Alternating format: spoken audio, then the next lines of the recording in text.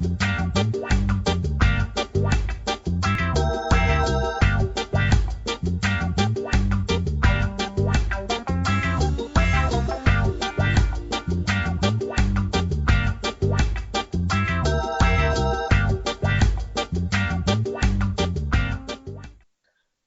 everyone, and welcome to the Caribbean Football Weekly Podcast Finale, Episode 10, Season 2. I'm Simon Preston and joined, as usual, alongside Santokie Nagulendran and Nathan Carr. Santokie, how are you doing? I'm good, Simon. Great to be on the show. Quite sad that it's the finale, but hopefully we finish with a bang and return in 2017 stronger than ever. Absolutely. We do have a special treat for the listeners, so they certainly have to stay tuned for this one as we have quite a bit to talk about. Nathan, how are you doing? Or as we say in Jamaica, wagwan. Wagwan. Yeah, I'm good, thank you. Hope our listeners are well and really looking forward to the special finale. Plenty to talk about. Absolutely, quite a bit to talk about. At first, as usual, let's always get into the news. So, Nathan, you mind kicking us off? Yeah, so a bit of news to kick off is that Stephen Hart, the former Trinidad and Tobago head coach, has been he's parted ways with the TTFA after 3 years in charge. This follows the news that Trinidad and Tobago obviously didn't make it to the Caribbean Cup semi-finals, and they lost their opening 2 Hex games. So there was some speculation that Hart might well leave his post, and he has done that. And the TTFA are apparently looking to hire a new manager. Whether that manager will be an interim, perhaps locally recruited or indeed foreign-based, we don't know yet. But David John Williams, the president, has said in the shortest possible time, so they're working on that. And it's kind of similar to in 2006 when Trinidad and Tobago were in the midst of their qualifying campaign. And of course, they didn't start very well. They brought in the Dutch coach, Leo Beenhakker, who worked wonders for them, and they eventually qualified for the World Cup, having beaten Bahrain in the playoffs. So whether they'll bring in a foreign-born coach who will be able to, spark a bit of a revolution there, we shall see. There has been some talk about that Rennie Samoas, the former Reggae Boyz manager in 1998, has been linked. So. That was a bit of a shock, and I just want to say that from the outside looking in, kind of following Stephen Hart and Trinidad and Tobago the last 3 years, always been very impressed with Hart actually, not only as a manager but as a person. He seems, I always felt like he maintained his integrity, a very genuine, kind of affable guy. So I hope he, wish him all the best in the future. And also, just on the Caribbean Cup. The news broke earlier this week that the 5th place playoff dates have been set, so they're going to be playing from the 4th to the 8th of January next year in Couva at the Atto Bolton Stadium, which I thought might be the case. So Trinidad and Tobago have the home advantage there as they'll play Suriname and Haiti, because Haiti have progressed over Antigua and Barbuda. There was a bit of controversy over this and a bit of confusion, but it seems that, according to the Haitian FA anyway, the CFU Executive Committee, 9 members altogether, they got together and they kind of voted apparently on either Haiti or Antigua and Barbuda to go through, and the majority vote is with Haiti, so they will join Trinidad and Tobago and Suriname in the playoffs. And of course, whoever finishes top of that group will go into the CFU UNCAF playoff for a spot in the CONCACAF Gold Cup. All right, thank you very much, Nathan. Much appreciated there. It'll be very interesting to see what happens on the Soca Warriors side of things with Trinidad and Tobago, if that new coach will come in January for the Caribbean Cup 5th place playoffs, or in March for the World Cup qualifiers. They might have an interim in January. But let's see what has happened. But just a tidbit for all the listeners, Rennie Samoas has actually coached the Soca Warriors in the past during the 2002 World Cup qualifiers. Ian Porterfield had a tough spell in the hexagonal of the 2002 qualifiers, but Rennie Samoas came in for the last couple of games. So he has history with that team as well. So it should be interesting what will happen over the next couple of weeks or so. Santokie, how are things your side? Guyana Pro League up and running, isn't it? Yep, the Guyana Pro League is up and running. 6 teams taking part. There has been some criticism of the makeup of the teams. So one one team featuring in the league, Victoria Kings, have fielded players over the age of 40. So they fielded a 42-year-old midfielder, a defender who was 40 years old, and I believe another player in their 40s. So there has been some criticism about the quality of the teams, bearing in mind last season's champion Slingers and runners-up Alpha are not taking part in the league. But at this point, many fans are under the belief that any football is better than no football. So it'll be interesting to see how the league pans out. And also Jeremy Garrett, so under-17 national captain for Ghana, has flown out today to take part in trials at Sporting Lisbon in Portugal.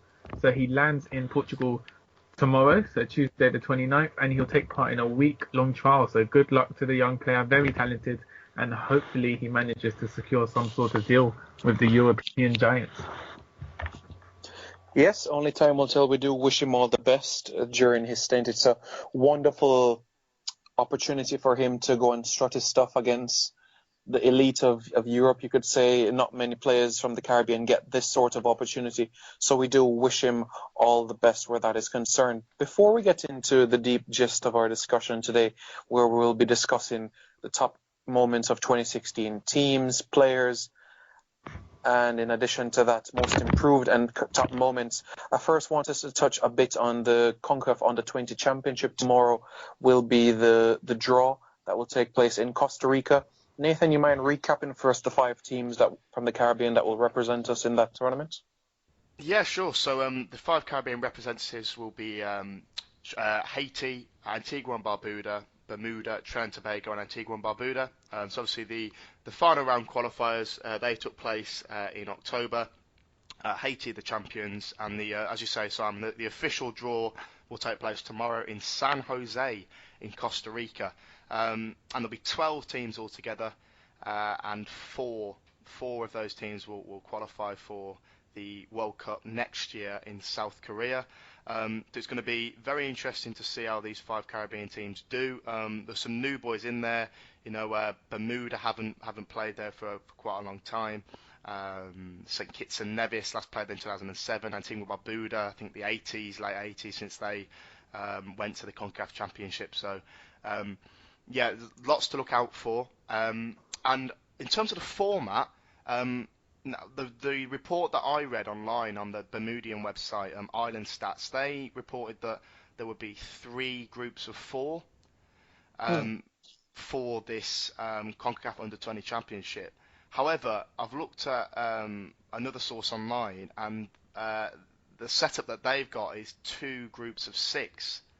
Not 3 groups of 4, so I'm not 100% sure. I know that for the 2015 Under-20 Championship, it was 2 groups of 6, wasn't it? And the group winners and the 2 runners-up, they advanced, I'm pretty sure. So I'm not 100% sure on the format as yet, but of course, looking at this championship, the big boys are going to be, Costa Rica, Mexico, USA, Canada.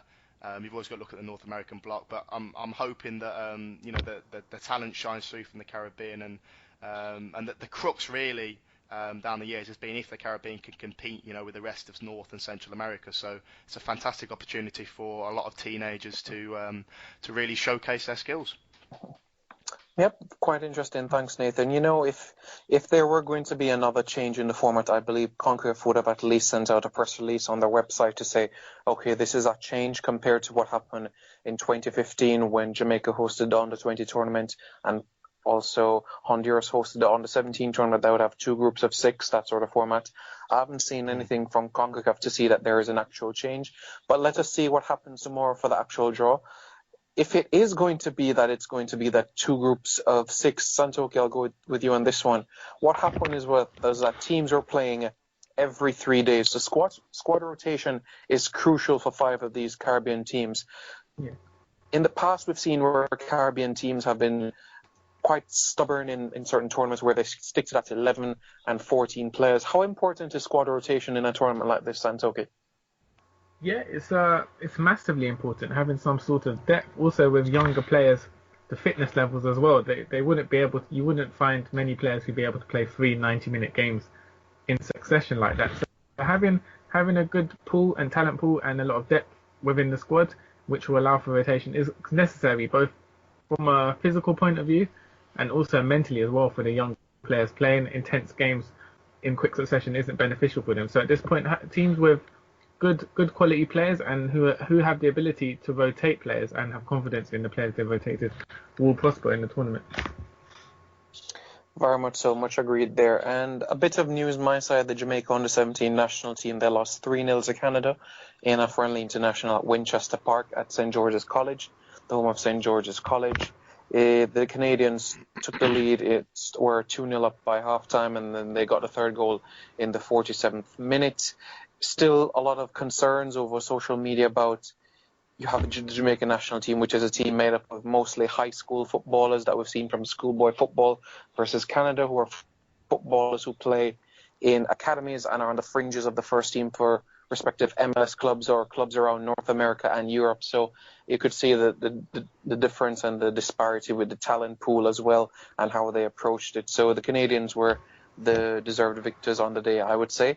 And on Tuesday, which is tomorrow, because we're recording on a Monday, the second friendly will be at the University of the West Indies field at the Mona Bowl. Nathan, when Santokie was away, we talked as well with James Baird as well from the West Indies FA about schoolboy football in the Caribbean, and you were quite on the same page as well that although it is a good product market-wise, that where the results are concerned, it's not something that's doing well for the region, isn't it? Yeah, it confuses me a little bit. The popularity of schoolboy football. I said before that crowds, like at the National Stadium in Kingston, will be significantly bigger for a schoolboy football match than a Red Stripe Premier League game. And for me, that's confusing. I can't quite get my head around that. I also feel that schoolboy football doesn't quite best prepare these youngsters from the Caribbean when they go into these tournaments. For example, the CONCACAF U-20 Championship. I followed the 2015 edition quite closely, and it was quite obvious to me that the Central and North American teams, a lot of their players were exposed to professional environments. So, as you just said there, Simon, the Canadian team on the verge of MLS clubs, they're getting proper coaching. It's kind of a lot better, I think. Not to discredit schoolboy football's coaching, of course, but I just feel that the games just don't really mirror, what actually happens at these championships. So for me, I prefer to see a 17 or 18-year-old take somebody like Alex Marshall. I much prefer him to be playing, senior competitive football, first team football against older players, and kind of learning about the game that way over schoolboy football, where I read that they're kind of treated as mini celebrities, aren't they? And it's kind of for me they're in their own little bubble, and it's not really reality. But I don't know what Santokie thinks, because I think Santokie was away for when we had this discussion on generally schoolboy football in Jamaica. I'll just weigh in generally on schoolboy football in the Caribbean. So like Nathan, as an outsider, someone who doesn't live in the Caribbean, it does quite baffle me. I do find it quite strange, the popularity of schoolboy football. So for instance, in Guyana, where I follow the football more closely than other islands in the region, the schoolboy finals, Digicel Schoolboys tournament final, would be held in a national stadium and have like a really big crowd as if it was a senior national game. Whereas you had the playoff final of the Guyana Elite League was held at Lenora Track and Field Stadium, which is outside of the capital and a lot smaller venue. So it's very strange, especially in England, to kind of comprehend why a schoolboy football match would be held in a bigger venue and be more popular than a senior club match or even a national match. So it'd be interesting, Simon, do you have any views or do you have any theories as to why this is the case? Culture is a hell of a thing, and I believe that is what has been done for decades within Jamaica. Unlike the United States and North America at all, it's all about which college you went to or which university you went to. It's big in Jamaica on which high school you went to. They're very patriotic and passionate about their high school that they went to.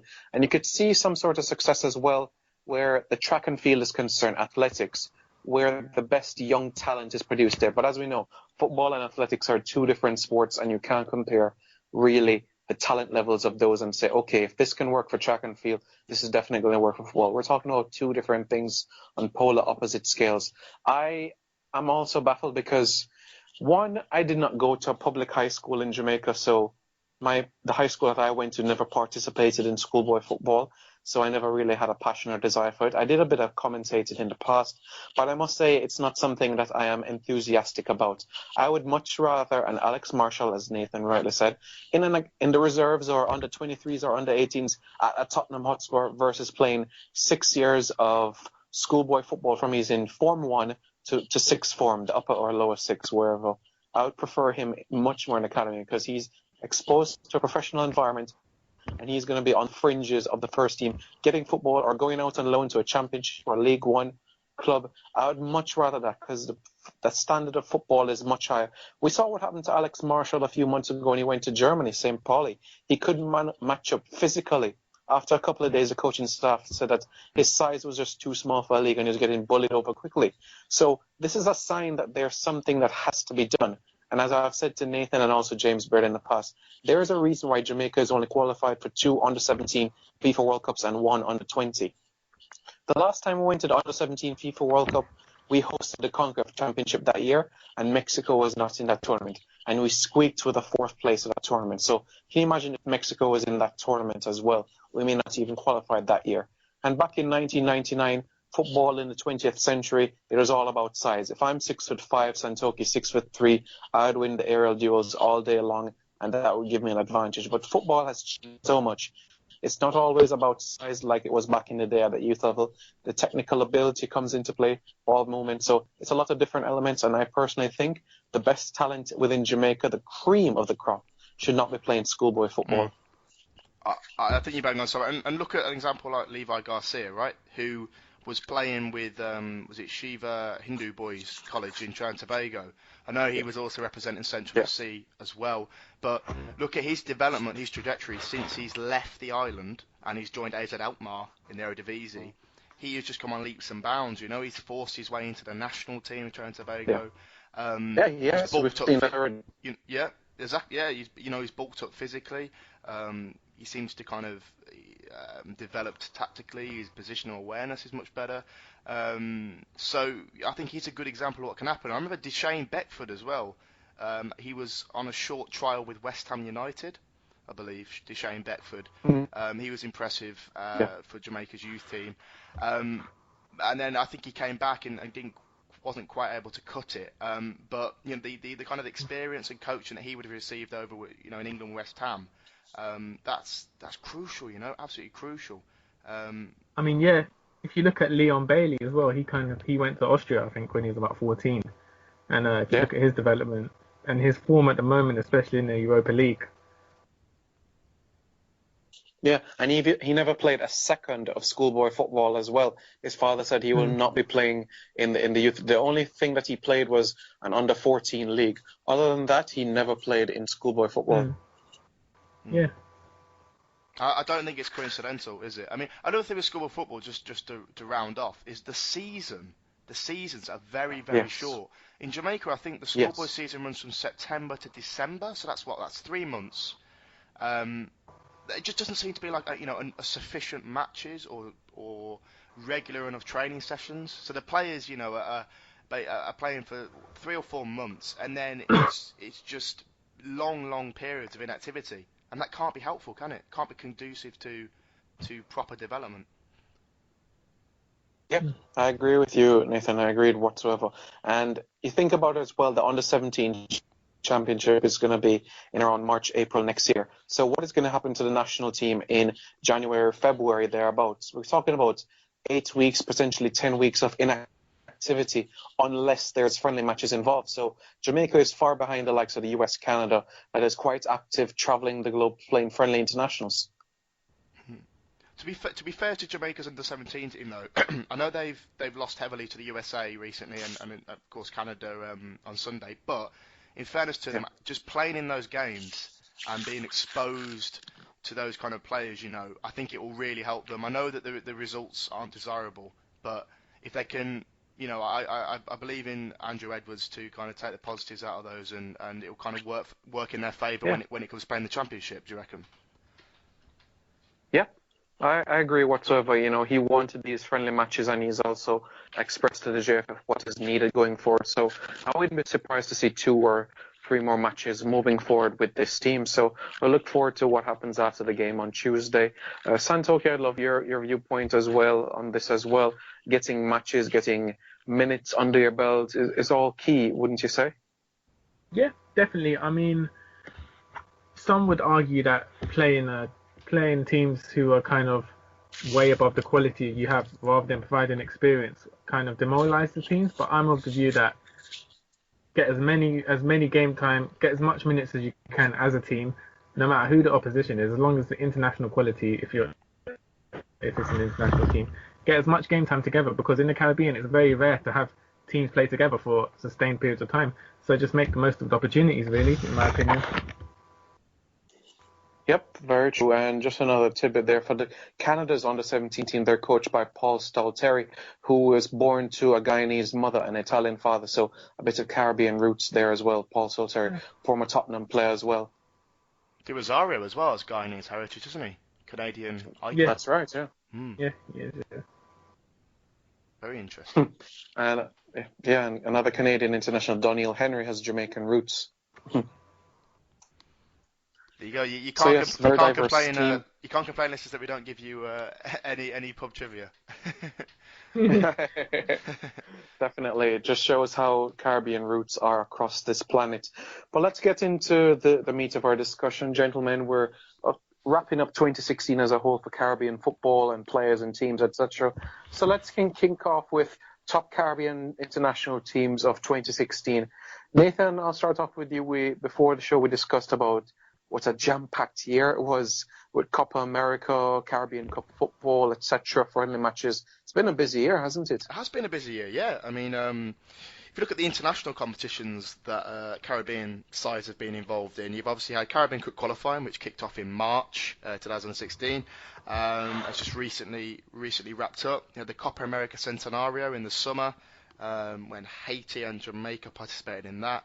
Of course, you had World Cup qualifying, which started way back in March 2015, and the 4th round carried on, through March and recently September. So those are the 3 major ones. When we're talking off air, and you mentioned top tier few teams 2016, the first country that came to mind for me was Curacao, and I'm sure you guys will agree with me here. Their development has been quite extraordinary, really. I think it all started for me when Patrick Kluivert came in, and he brought another level of professionalism to the programme. Obviously, they stepped up their recruitment, particularly using players from their Dutch diaspora, and particularly this year, looking at the Caribbean Cup, their qualifying campaign was generally really, really impressive. I think they scored the most goals out of any team throughout the qualifying process. Of course, 7 of those came against US Virgin Islands in June, and have just been really good to watch. Very exciting. We said it on previous shows. Very, very aesthetically pleasing on the eye, and I'm really excited to see how they do, of course, next year at the Caribbean Cup and Gold Cup. So Curacao definitely rank up there as an international team, along with St Kitts and Nevis, who I think, again, if we're talking about development 2016 and countries that have impressed, St Kitts and Nevis have got to really rank up there.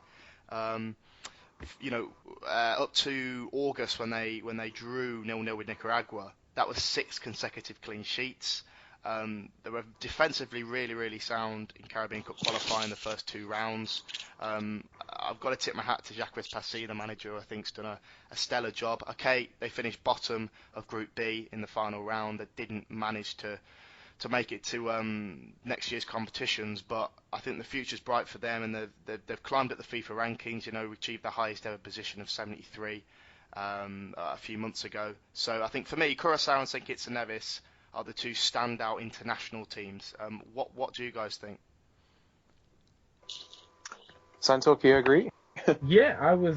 Those were 2 teams on my list: St Kitts and Nevis and Curacao. Yeah, Curacao, I agree with what Nathan said. It's kind of what we've mentioned on previous shows as well. Been very exciting to watch. And also, if you remember, they actually lost their first game of the Caribbean Cup to Barbados Yeah. 1-0, and sort of since then they won all their games were pretty much flawless. So great resilience to pick themselves up from that, and then just to build so much momentum and become the informed team of the Caribbean in 2016. Against St. Kitts and Nevis, they were unlucky in the final rounds of the Caribbean Cup qualifying to be in a very tough group with French Guiana and Haiti. But previous to that, I'd been impressed by their defensive stability. So impressive clean sheets held against Suriname, St. Vincent, Antigua, who are very strong teams in the region. And so St. Kitts held themselves very well and developed themselves as a team. And they're a team which I can imagine only getting better as time goes on. They've got a good, stable unit, and 2016 was very promising for the team. It certainly was promising, and Santokie, when we first started this podcast, you've been banging the Curacao drum for quite some time, so you definitely deserve credit for this one.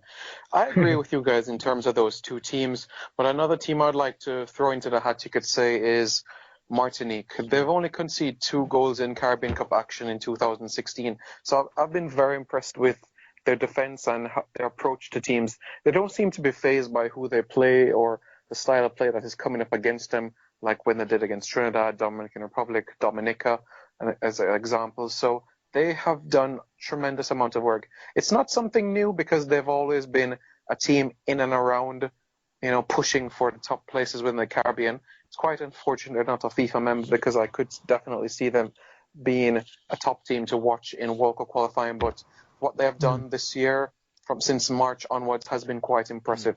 Only conceding 2 goals, one of them being a penalty kick against Dominica, and both goals coming late in matches in the 70-odd minutes. So I'd throw Martinique in the hat as well. Yeah, and they've added value. Sorry, Sandro. They've added value as well to their squad, haven't they? Because Stephen Langille came in March 2016. They've given call-ups to Johan Ordell, who has previous experience in Ligue 1. I think he plays in Israel now. Bruno Grugi came in for the second round, I think. So they've recruited well, Martinique, and I think you've really got to credit them for that when we look at them this year and how they've performed. Yeah, I was gonna say, I think in the case of like Martinique and French Guiana, and to a lesser extent Guadeloupe, the fact that they're non-FIFA members kind of takes the spotlight away from them, so they kind of slip under the radar every time the Caribbean Cup comes around. And because we don't see them in World Cup qualifiers, as Simon said, and there's not much media coverage because there's no affiliation to FIFA, it's like they're always dark horses, but they tend to be very strong teams who other opposition seems to underestimate. Maybe it's down to a lack of knowledge about what players are coming in and out and how the team's developing. So they're always intriguing to watch at these competitions. Yeah, they certainly are. They really do make a good impression. Another department of theirs that has strutted their stuff quite well in 2016, French Guiana. Nathan, what a year they have had as well. We thought that they would be out, but they just keep surprising us. Yeah, they do. I mean, as I said before, life lesson, never ignore or write off French Guiana. What a great qualifying campaign they've had. I think when they beat Cuba in the earlier rounds, that for me, that's when I started thinking, right, I think this could well be, that was a statement victory, wasn't it? This could be their year. Again, like Martinique, they've added value to their squad. It's fantastic that they've been able to qualify directly this time to the Caribbean Cup and of course the Gold Cup. And yeah, they've just made fantastic progress. And I suppose the next step for them is to give a good account of themselves at the Gold Cup, because as I said before, there'll be an unknown quantity. I think there'll be a little bit of snobbery towards them, so they've got to give a good account of themselves there. And also looking towards possible FIFA membership, because if they could add more games to their calendar, if they could participate in World Cup qualifiers, then I think that would be really excellent for them going forward. But isn't it interesting though that we've talked about top teams here? We mentioned Curaçao, St. Kitts and Nevis, Martinique, French Guiana, and we haven't mentioned any of the traditional big boys in the Caribbean. For me, that if 2016 has shown anything, it's that the teams that were previously on the periphery are now really, taking taking the Caribbean by the scruff of its neck, if you like. And the fact that look at Jamaica and their really underwhelming World Cup qualifying campaign. You look at Haiti, who failed to qualify for the Caribbean Cup semi-finals, and I know they're in a tough group in the Copa 100 in the summer, but they finished bottom of the group there. And then you look at Trinidad and Tobago, who are now without a head coach and started the Hex poorly, and again not qualified for the Caribbean Cup semi-finals. So. Isn't that interesting that the top teams seem to be lagging behind, and teams like Martinique, French Guiana, Curacao, and to an extent St Kitts are rising forces? Yeah, I think part of the problem is the teams such as Jamaica and Trinidad, who have kind of pushed on to the next level, reaching the further stages of World Cup qualifying, playing in continental tournaments such as the Copa. They're finding it very hard to compete with the stronger teams within CONCACAF. And so that's kind of had a demoralizing when they played in competitions such as the Caribbean Cup, for instance. So, I mean, on the one hand, whilst it could indicate the strength of previously smaller teams in the region, it also does show you how the giants of the region have struggled to compete on a continental level within CONCACAF. Is it complacency, do you reckon, Simon? Complacency to a certain extent, yes. I have to agree with you there. Back after Jamaica won the Caribbean Cup in the 2004-2005 edition, the next edition, which is the 2007 edition, we hosted one of the group stages, and we used all local players because we came up against the likes of St. Lucia, St. Vincent and the Grenadines and Haiti. And coach at the time, Carl Brown, just took the Caribbean for granted in a way, saying that we should beat these teams with local players. And we were punished. We lost 2-1 to St. Vincent and the Grenadines at home at the National Stadium, and we didn't advance to the final round of the Caribbean Cup in 2007 due to goal difference that year. So you do have to take these teams seriously. We've seen what has happened over the years, like that 2009-10 cycle with Grenada getting into the Gold Cup that time around. Earlier before that, Trinidad, Jamaica had a little spell, Cuba as well. So it shows that the supposed top four of the Caribbean could so slowly start to dissolve. Yeah, at least Jamaica's been part of that list.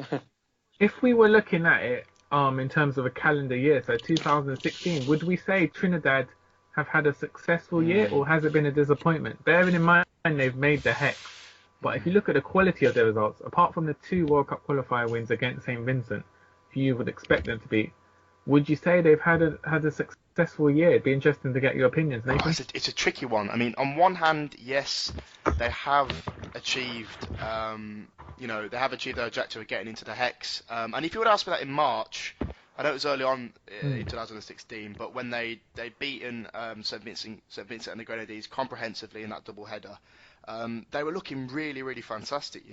I think we were saying they were exciting going forward, so much depth. Stephen Hart was getting plenty of plaudits, but obviously they've declined since then. And for me, the crux of this is, which is more important? Is World Cup qualifying more important, or is Caribbean Cup qualification more important, and also Gold Cup qualification, of course?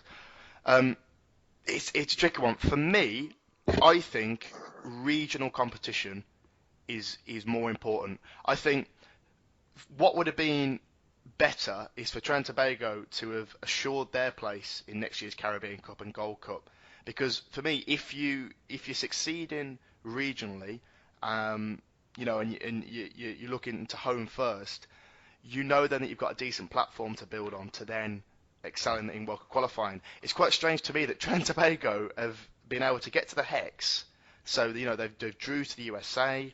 They beat in Guatemala, but yet they've struggled and ultimately lost to, Martinique. For me, it's a bit of a strange one. It should be happening the other way around. Do you know what I mean? Do you think it's partly psychological? I mean, for the players, it's easy to get pumped up for a game against USA with the World Cup spots on the line, or Guatemala. Do you think when it came down to it on a rainy night in Martinique in a Caribbean Cup match, do you think the importance of the match wasn't inside of the players' Possibly. mentality? For me, that shouldn't be the case. You should always, respect the opposition and take Martinique just as seriously as a Guatemala or USA. In Trinidad and Tobago's case, I do think it's worth mentioning here that there has been quite a lot of off-field issues, that have surrounded the team. Kevin Molino, Mikael Williams, the boat party, Jovin Jones, that hasn't helped really with their performances. And obviously they didn't have that in March, did they? And let's not forget, this has coincided with the election of David John Williams. He kind of took over in November 2015 when Trinidad were at their peak, and it's been made public throughout the year. Him and Stephen Hart have had different styles, different ways of working, a bit of a undermining of the coaches' tactics and organisation, a lot of upheaval backstage, and so there were a lot of factors to do with Trinidad's decline over 2000. I think it's fair to call it a decline over 2016, particularly towards the end when they seem to be in a slump at the moment, which is complete contrast to how they ended 2016. So do you fellas agree then that the Caribbean Cup / Gold Cup should be prioritised more than World Cup qualifying, or vice versa? Simon, if you want to go first. Well, first, let me just say out there, at the start of 2016 in January, if you offer Trinidad and Tobago spots in the hexagonal final round versus the chances of not going to the Gold Cup, I think they would have bite your hand off for that one and taken that proudly. Why I say that? Because Trinidad has not won the Caribbean Cup or had any success in it for 15 years. So they've had some psychological issues behind the scenes around it. The players, I don't think they have the snide to really gear them up. I think they need some more individuals to prepare them for the Caribbean Cup. I don't think what we've seen from them of late has been quite impressive in these sort of tournaments. It's quite interesting, because in the 2014 qualifiers, it was the roles reversal, you could say. Jamaica was in the hexagonal final round, but didn't advance to the 2013 CONCACAF Gold Cup with losing to the likes of Cuba and French Guiana, while Trinidad and Tobago made it to the final of the Caribbean Cup in 2012. So it's quite interesting, the reversal. I think the scheduling of tournaments can be better moving forward so that you don't have to say, okay, what do I prioritize here for? I have a World Cup qualify in June, and then 2 weeks later, I'm off to the Gold Cup. How do I balance my squad here and then? And even for the Caribbean Cup perspective, I do think the CFU should revisit this sort of format so that it not only have any clashes, but there are no doubts whatsoever, strings attached to show that the players can be able to get the job done on the day. Yeah, I do think scheduling as well is quite tricky in the region, especially so you'd have World Cup qualifying in September, Caribbean Cup in October, then back to World Cup in November. So it could have had a mental effect on them. I also think, in regards to your original question, Nathan, I think the World Cup will always be a priority for teams, not only in the Caribbean, in the world, particularly in the Caribbean though, because it's such a rare occurrence for a team to make the tournament. Whereas the Gold Cup happens every 2 years. I think a lot of teams, particularly for instance Trinidad, would take it for granted, as opposed to a World Cup, which is a once in a lifetime opportunity for a lot of players.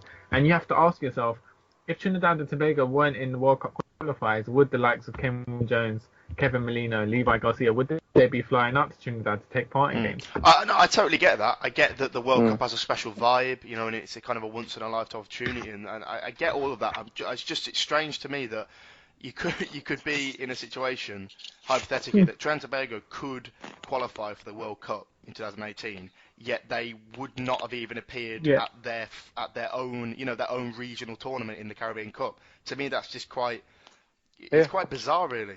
I just feel that that you should prioritise your regional tournaments, not to discredit the World Cup. Sorry. Yeah, well, to be fair, Nathan, when Jamaica qualified for 1998, they had to have some sacrifices as well. 1994 and 1995, they didn't even advance to the final round of the Caribbean Cup that year. You have to look at 1997, they've made it to the semi-finals around that sort of period. So it can have an effect.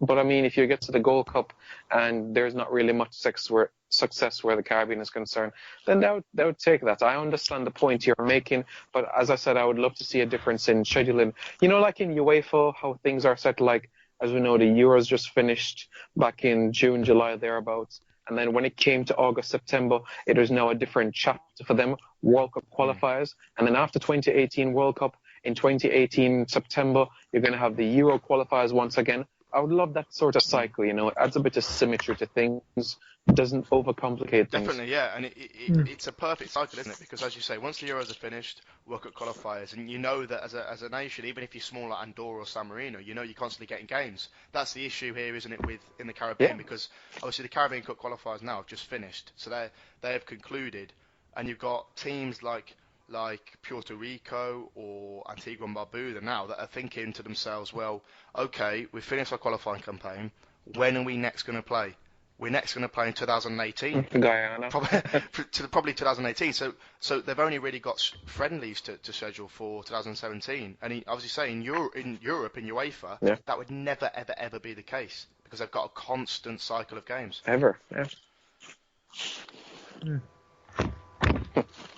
Yeah, they'll just have to focus on their under 20, under 17 team and women's program for the time being. But yes, it's not a good stopgap. I would prefer them have more friendlies. You look at the team, for example, like you've mentioned, Andorra, San Marino, Liechtenstein, Luxembourg, Lithuania, Malta, etc., Faroe Islands, who are playing basically a dozen matches a year. So you're talking about one match per month. That's wonderful, especially despite their ranking maybe in the mid-hundreds, maybe even possibly even 200s. It's great for those sorts of nations. Some players actually get the opportunity to play in a second tier in Austria or second tier in Germany. So it's wonderful for them. In the Caribbean, that would be fantastic. Yeah. I think, I'm sure Santokie can have an input on this. I just think they should bring back these tournaments like the Windward Islands Championship or the ABCS tournament and make them proper things, not half-baked, we'll have the ABCS tournament in 2012 maybe, but we won't have it in 2013. It needs to be properly organised. And I know finances comes into play and it's difficult for some FAs, but if they had these stopgap tournaments, it would really help. So when the Caribbean Cup qualifiers come round, a nation like Antigua and Barbuda, if the Leeward Islands Championship actually happened on a regular basis, they could say, well, we played in that. It might not be on a FIFA window, but we played in that, and we've gelled together a bit more, so we're feeling better prepared. Yeah.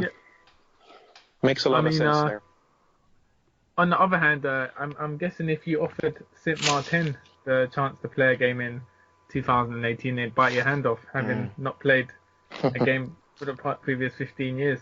But yeah, on a serious note, I think it's quite strange, for instance, I know we've often compared it to cricket in the past, but how in cricket there's a strong domestic competition, so countries always play each other. Guyana flies out to play Trinidad, or in the Windward Islands, or Jamaica, regularly throughout a year, whereas in football this seems to be an alien concept. Unless there's an official tournament governed by an external body such as FIFA or CONCACAF, there doesn't seem to be any initiative to kind of raise a domestic tournament or kind of get games domestically without the incentive of being in an official tournament. I think this needs to change. FAs need to take more responsibility and think outside the box in terms of how to get games, rather than okay, we're not going to play any more games for a year and a half and then kind of bemoan the situation. I know that finances must play a part, but you look at a nation like Montserrat.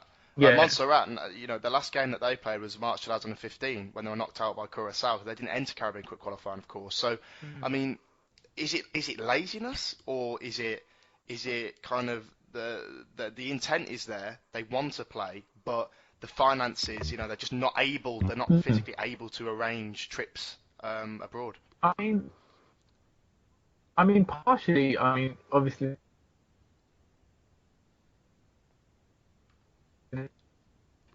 Onwards, teams are getting $500,000 per year from FIFA.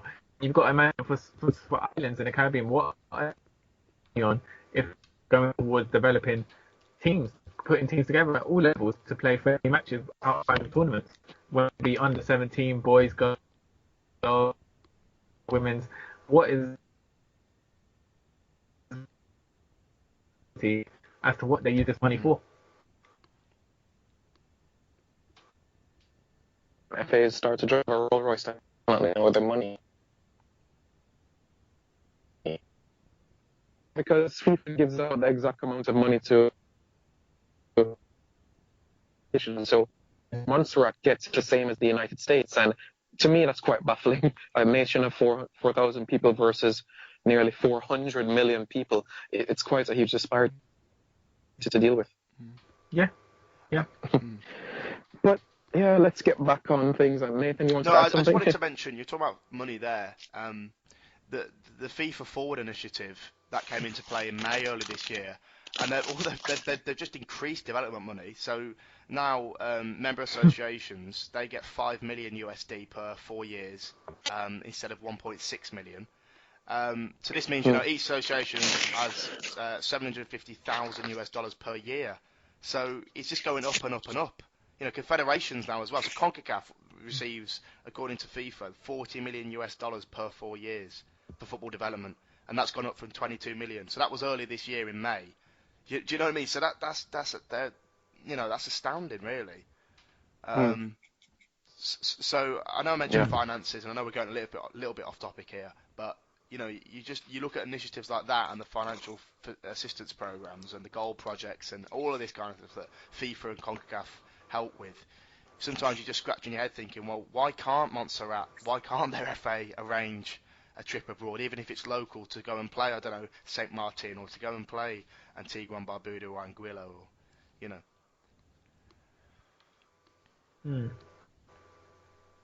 Yeah, it would be very interesting to explore. It hasn't all been doom and gloom. We have seen some promising signs, such as St. Kitts travelling to Estonia, which was a landmark tour. We've had Puerto Rico go to India. So there are glimmers of hope that some teams are branching out and travelling to other continents even to get games. So hopefully this is a trend which we'll see in 2017.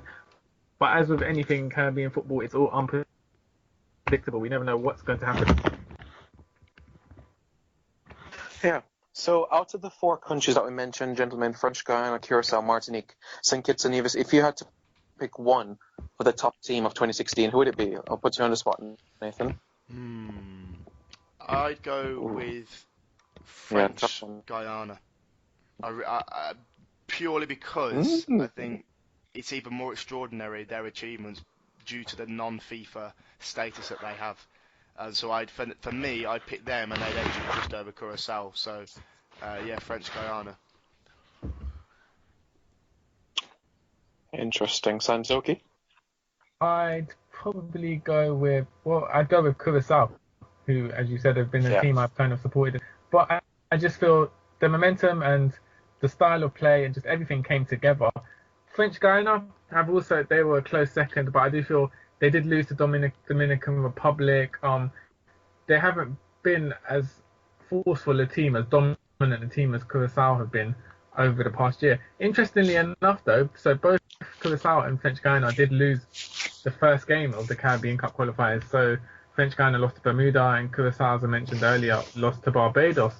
So maybe that's a sign for teams taking part in the next Caribbean Cup. Lose your first game of the group, and you may make the Gold Cup. You never know. Where Curacao is concerned, as a Jamaican, if there's a team I don't want to play in the semi-finals of the Caribbean Cup, it would be Curacao. I'd rather play them in the final. But my team for 2016, I'm going to give it to the Sugar Boys of St. Kitts, cutting their ranking virtually in half in 1 year. 140 now ranking in the 70s. So, guys, we're going to move on to the top Caribbean players of 2016 who represented their country quite well. Santokie, I'll start with you on this one. What do you think? I know you had a bit of a talk about Curacao national team. Any player on their side? Yeah, so carrying on from that talk about Curacao's wise, it's only right we mentioned Leandro Bacuna. So the Aston Villa right back who committed to Curacao has been an outstanding presence in the team. He's been he provided defensive stability, and also for Curacao he's pushed forward and played in a midfield role, more so as a winger more often than not, and that's created goal scoring opportunities. So in the last Caribbean Cup group he scored vital goals against Antigua and 2 goals against Puerto Rico when Curacao were on the verge of being eliminated against Puerto Rico. So he's been a standout player, and it's been priceless for Curacao to have a player of such experience playing at the top level, for him to come and commit to playing at Curacao during all the FIFA windows and being a model professional has benefited them endlessly. And hopefully he'll put in a star performance in the Caribbean Cup and Gold Cup next year. Good shout. Excellent shout, actually. Nathan, what do you think? Yeah, it's a very good shout from Santokie. I suppose you can't really mention a standout player without mentioning Curacao. But I've gone with Jovin Jones, who has had a very good year, I think, at club and country level. For Trinidad and Tobago, he's been pivotal for them in their World Cup qualifying campaign. Scored those 2 crucial goals against Guatemala in September, which booked their place in the Hex. And at club level, he's just won the Western Conference Championship with Seattle Sounders. So they're into the MLS Cup final, and that'll be against either Toronto or Montreal Impact. Interestingly enough, for the national team, he predominantly plays as a left winger or a right winger cutting in, but for Seattle Sounders, he plays as a left back in a 4-2-3-1 formation. He's doing very well there by all accounts. And as his club manager was saying, I think on the ball, Jovin Jones is very, very gifted. We know that. It's just off the ball, I think, where he needs to improve on a little bit. But for me, Jovin Jones has had a very good year, and at 25, he's got plenty of potential. How about you, Simon? Interesting. That's another good shout. So you and Santokie have made excellent shouts of players in 2016. I'm going to take things from a different angle, a different perspective, quite unorthodox, but hear me out first. I'm going to go with a Jamaican international, played 8 games this year. Although he lost in 6 of those 8 matches, he did help Jamaica quite well throughout this period of time, and that's Adrian Mariappa. He had a 92% pass accuracy this year, 2016, 74 tackles and 55 blocks. And if you look at his spell overall with Jamaica, it speaks volumes of the impact he's had with Jamaica. And out of his 40 caps, 24 has been clean sheets. So we're talking about 6 out of every 10 games he plays for Jamaica, he'll get the clean sheet under his belt at the heart of defence of Jamaica. And he's not quite tall of a player as well. He's just about 5 feet 11 inches tall, so you could say just a shade above 1.79 thereabouts. So he's done reasonably well for Jamaica. I like his passion, his tenacity, his quick feet on the ball. So he has to be given credit for this year. He also played the latter part of the season for Crystal Palace, heading to the FA Cup final, played against Man United in that final as well. Hasn't featured for Watford as yet, but I do expect throughout the December fixtures that he will feature some, and especially in the FA Cup. So I'd love to know what you all think about Adrian Mariappa in my list, if it's crazy or bizarre. Santokie? Yeah, I think I kind of agree with what you're saying, Nathan. He's a good quality player, and although he hasn't been so successful with Jamaica in 2016, he is a very quality player, tactically aware. And as I said with Bakuna, having Mariappa playing at the top level, although he's not played much for Watford, he has experience of playing at the top level in recent times.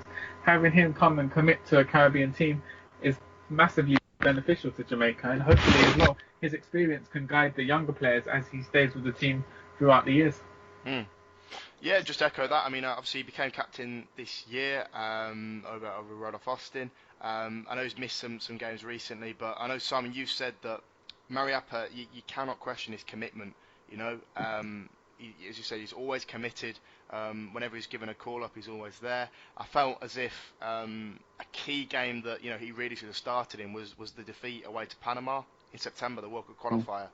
I remember, Mariappa didn't start, did he? I don't think he featured in that game at all. That's right. That was his absence. Was really, really felt there.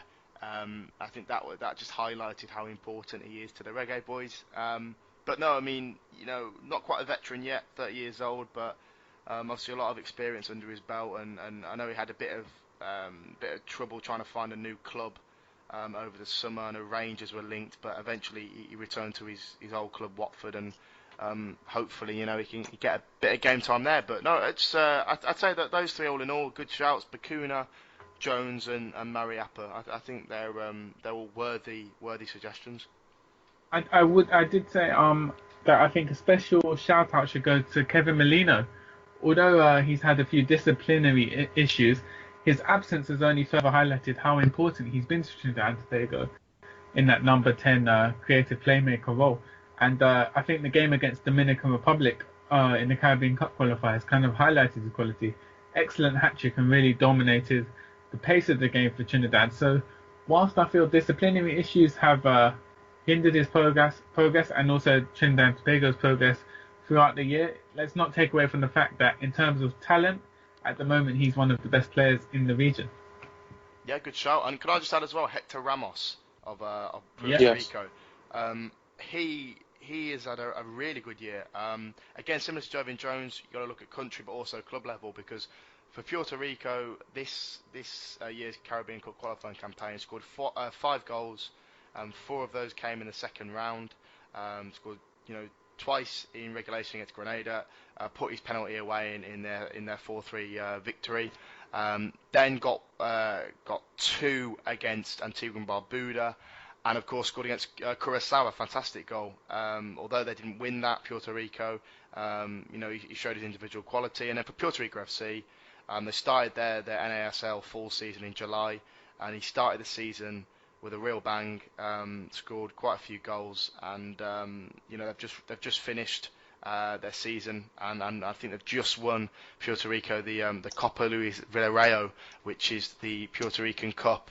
So Hector Ramos scored in the final, and hopefully he'll be appearing at next year's CFU Club Championship, and who knows, maybe even the CONCACAF Champions League. So a shout out for Hector Ramos.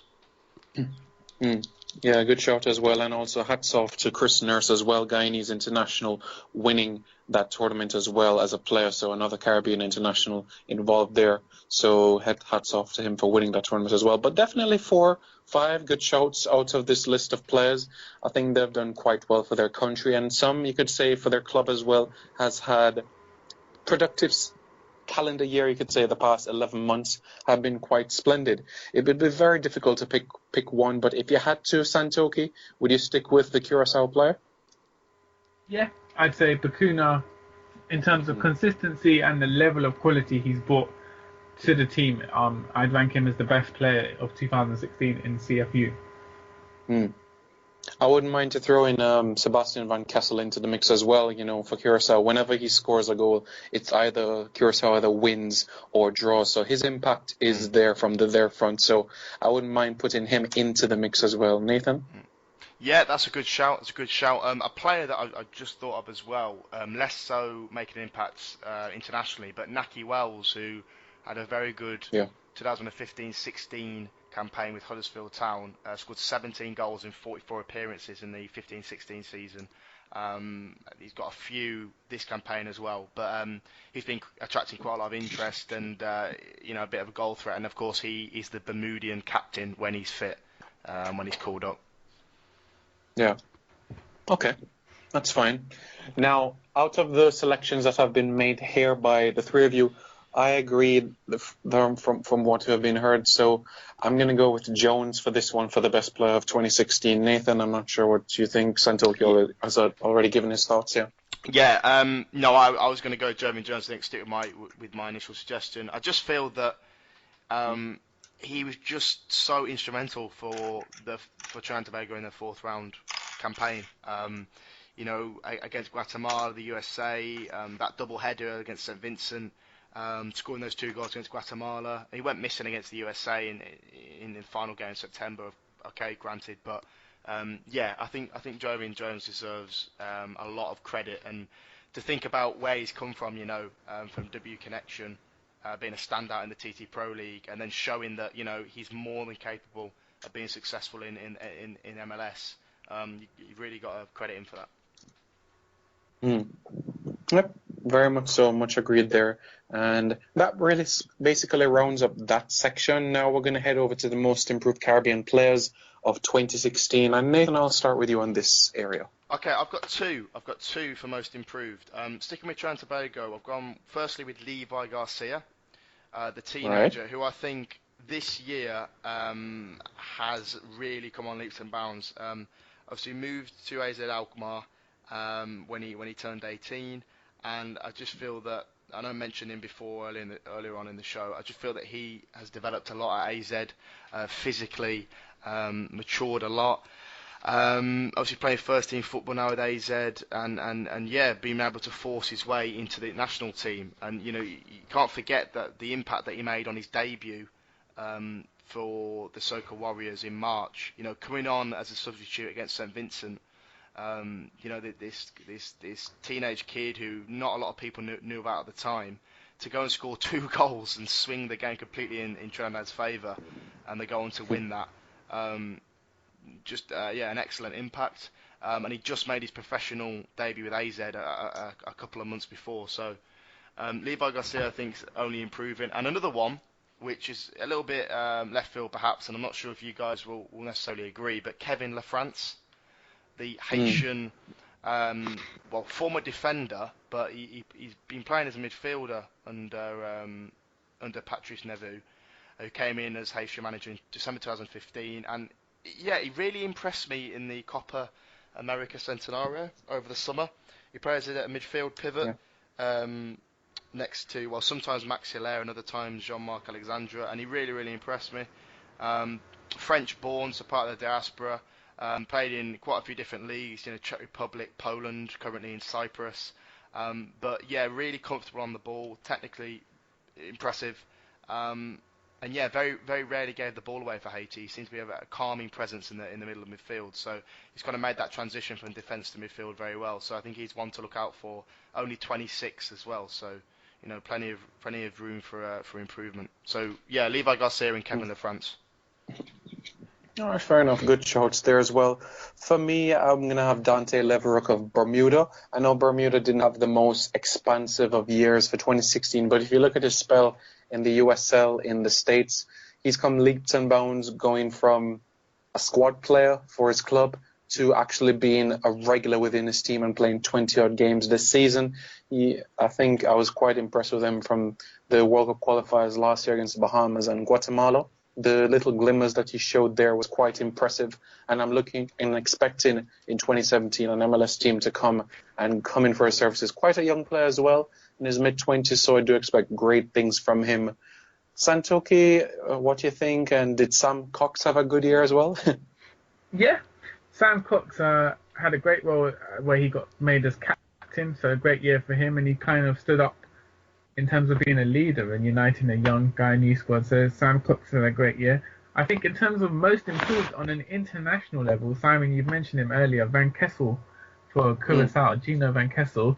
When you look at his stats, I mean, in terms of his club career, nothing exceptional or nothing to suggest an improvement. He plays for Slavia Prague at the moment in the Czech Republic. But if you look at his international career, before 2016, he played 6 games for Curaçao and not scored a single goal. And then 2016, he had a run of 4 consecutive games where he scored a remarkable 7 goals. And that kind of pretty much dominated, that kind of pretty much set Curaçao down as the team to beat in the Caribbean Cup. And his goals have almost single-handedly taken Curaçao to the next level. Obviously, he's been assisted with quality players in the team, but his remarkable run of 7 goals in 4 games and suggests that there is potential in the future for him to improve even more. He's still quite a young player, so it'll be interesting to see whether he can take his international form and transfer it into domestic level, or whether he'll always be an anomaly of a player who kind of produces on an international stage but never quite finds the form at club level. But certainly in terms of international games, I would say he's the most improved for 2016. Yeah, he's not a bad shout as well, and it's not bad to be good for your country and not have a mediocre club form. Look at Miroslav Klose. He scored 3 goals before the 2010 World Cup, and he banged in the goals to help Germany come third in the 2010 World Cup, and look what happened in 2014. So seeing those sort of careers, I'm not bothered by it. If you're having a sort of output for your country, then that's wonderful, because I do think it's much harder to make an impact for your country than club due to the less time you have together. So for Van Kessel, for me, definitely, he is an excellent shout. Nathan, you agree? Yeah, no, I agree. I do agree with Van Kessel. His stats there speak for himself. I just want to say as well, Javon Stevens is another one that I'd like to mention. The 18-year-old from Antigua and Barbuda, who captained Antigua and Barbuda to in the recent under-20 qualifiers in October. So they qualified, reached the final. He scored 3 goals in the group phase, and just improving all the time. He already played quite a few times for the seniors. Made his debut last year, just before the World Cup qualification started, and just played in the recent friendly as well against Estonia. So I think he's improving all the time. 2016 has been a big year. I think 2017 will be even bigger for the national under-20 captain. Yeah. Yeah. Also, Excellent shout as well.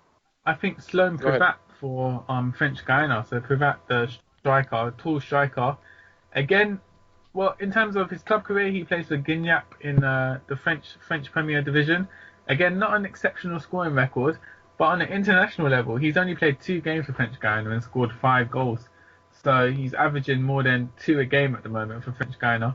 So whilst I wouldn't say it's an improvement because we don't know, he's only recently played for French Guyana, I do think he'll be a player to watch, especially in the Gold Cup and Caribbean Cup, if he manages to maintain this prolific form.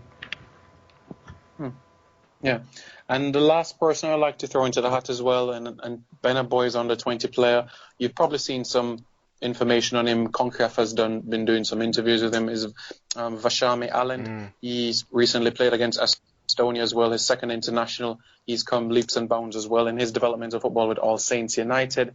And he says that John Terry's his idol, and if he can be half the player, in other words, then he would be happy. So he definitely has an eyes on playing in Europe. So I look forward to see the sort of 2017 he has, especially in Costa Rica next year. That's a great shout, Simon. Of course, the only Antiguan represented in the best 11 by CONCACAF, under 20 best 11. And quite surprising given that they reached the final. But yeah, one to look out for. Okay, guys, so we've discussed best player, most improved player, and best team of 2016. Now, I want to ask you guys, what has been your highlight of the year in Caribbean football? Could be a moment, a goal, a particular event. What has been the highlight of the most memorable thing for you? Which kind of will always remain in your memory for 2016 when it comes to Caribbean football? Simon, we'll start with you.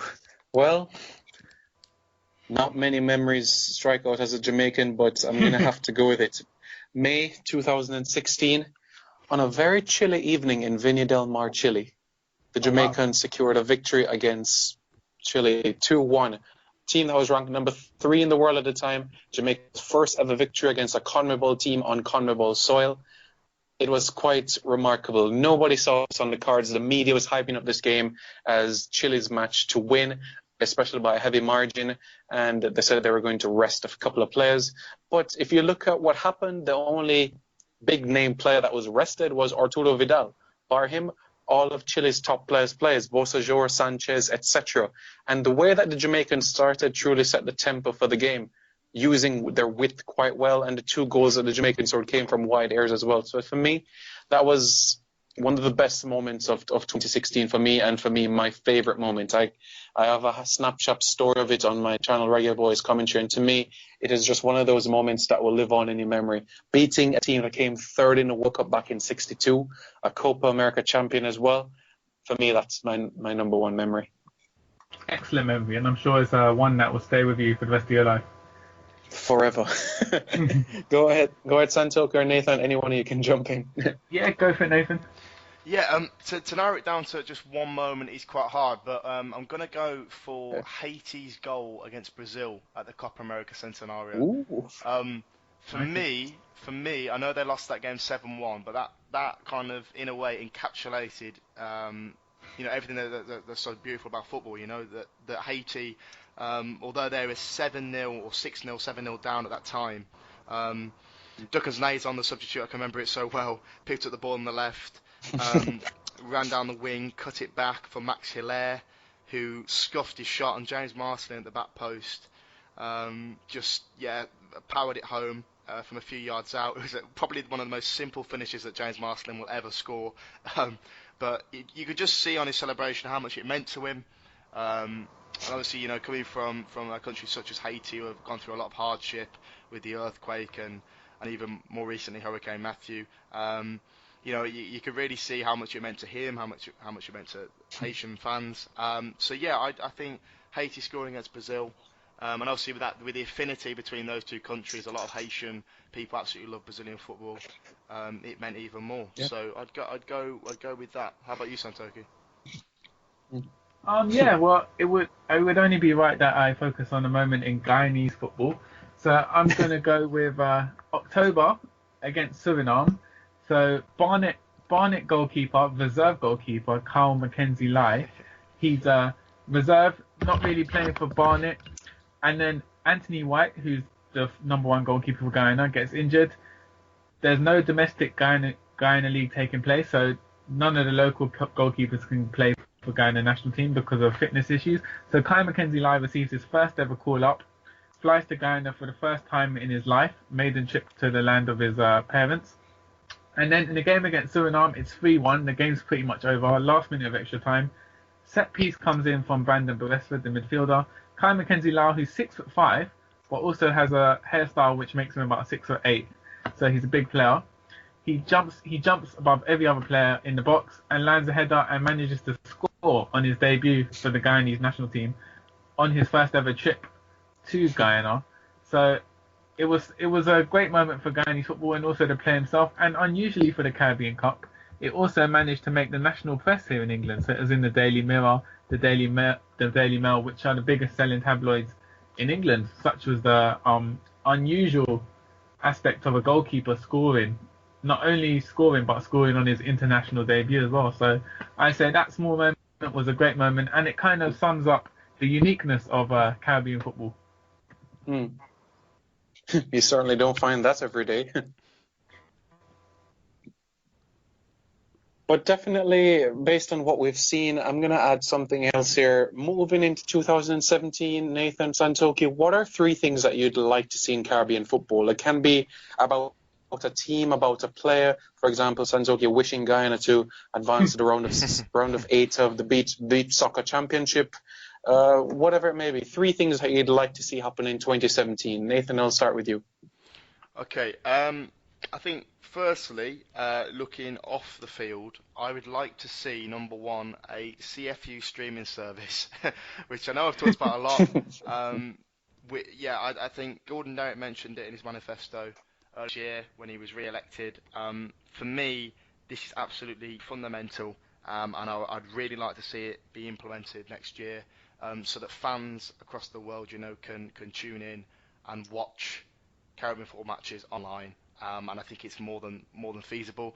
Number two, just for the I know it's a bit of a vague one, but just for the Caribbean Cup to be a success, I think it might be held in the USA. We're not too sure this next year, but yeah, for the four representatives, Jamaica, Curacao, Martinique, French Guiana, to give a good account of themselves, just to see some fantastic football. And for it, to be marketed well and for fans to get on board with it. And number three, it's a tough one. I don't know what to focus on the Gold Cup necessarily, or the Beach Soccer World Cup. I think to see the kind of the progress of the Beach Soccer World Cup and how well the Bahamas do at hosting that. I think it will be a really, really big success. Obviously, the Bahamas will be the first Caribbean nation to host a senior FIFA event. So if they can pull it off, which I'm sure they will, then that could open a lot more doors for Caribbean teams hosting big competitions within FIFA in the future. That's a nice one. I like that touching head on it, Nathan. I'll give mine before Santokie gives his. So I'm going to combine three into 1 point. So 1 point, Jamaica to win the Caribbean Cup, the Gold Cup, and qualify for the Under-17 World Cup. That is what I'd love to see happen. Two of the three might happen. Well, one of the three we know for sure has happened already, qualifying for the Gold Cup. So let's see if they'll actually win the Caribbean Cup, the Gold Cup, and get to the Under-17 World Cup. The second point, as we know, the draw for the CONCACAF Under-20 Championship will be on Tuesday. Out of those 5 Caribbean representatives, I would love to see at least one of them advance to the Under-20 World Cup. It's been quite some time that we've seen a Caribbean team at a Youth World Cup. We'll have to go back to Cuba back in 2013 in Turkey. So whether it's Antigua, St. Kitts, Bermuda, I'd love to see one of them qualify. And the last point, I would love to see professionalism in football in the Caribbean, where administrators take the importance of seeing behind the scenes what is important to the national team. For example, having doctors, stretchers, video analysis, statisticians, part of the traveling delegation, so that teams are better prepared going for tournaments. You look at some press releases that are being sent out by Caribbean teams and the delegation that is being sent. There are less than 5 members of delegation along with the players. We're talking about head coach, assistant coach, a team manager, a doctor, and the head of delegation. That is just too few. You look at the United States, I was just here recently, they had a dozen individuals. They even have a team motivator as an individual that travels with the team. I think it's about time that the Caribbean takes football more professionally. So that's my 3. Santokie, what do you think? Good point, guys. The first one I would like to see is more young players, so under 21s or under 18 players such as Jeremy Garrett, getting more opportunities to have trials at academies in Europe and kind of being able to kind of test the waters. So I'd like to see more young players, because they are the future of a lot of the Caribbean teams, get more opportunities and more chances, and just to improve the ambition of players in the Caribbean. I'd also like to see a team in the CFU, in the CONCACAF Champions League, representing CFU, manage to pick up a win against the MLS team, or optimistically against the Mexican team, because I think that would do a lot of good for the club level, local level football in the Caribbean. And we've yet to really see a CFU team make a mark on the CONCACAF Champions League. They tend to be whipping boys.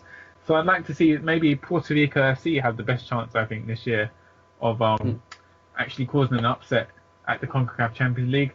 And the third thing I'd like to see in Caribbean football is I'd like to see Caribbean Football Weekly get a 30-minute slot on the BBC every week, so we can broadcast the news to the rest of the world on the greatness of Caribbean football. So yeah, nothing too big. Yeah, I like that. Brilliant. Everything in time for sure. Yeah, I really appreciate the input that you guys gave for today. That really wraps up today's show. I really appreciate the input that has been put in. And that is basically season 2 of Caribbean Football Weekly. For all the viewers tuning in and listening, season 3 will be back in January. We'll let you know on social media the exact date in January. But for now, we'll be off for 3 weeks. Nathan, Santokie, anything you'd like to say to the viewers before we close off at the end of season 2? Nathan? No, thank you very much for listening, not just today, but throughout season 2. As I said before, it's gone very, very quickly since we started it in July, and hopefully, people seem to be enjoying it and giving good feedback. Everyone have a good Christmas, have a good New Year, and we'll be back in January, ready to go and firing on all cylinders. Yeah. Absolutely, Santokie. Yeah, just to echo what Nathan said, thanks for all the support. It's gone very quickly, the 4 months, but it's been great. The show's been developing, and hopefully we'll build on that for 2017. So to all our listeners, I hope you have a positive end to the year, and Merry Christmas to those who celebrate it. Happy New Year, and we'll see you on the other side of 2017 with more news, results, and information about the wonderful world of Caribbean football. Definitely, and we'll be sure to getting more guests part of our discussion as well, to interview key individuals and more experts on the game. Stay tuned for more exciting content in 2017.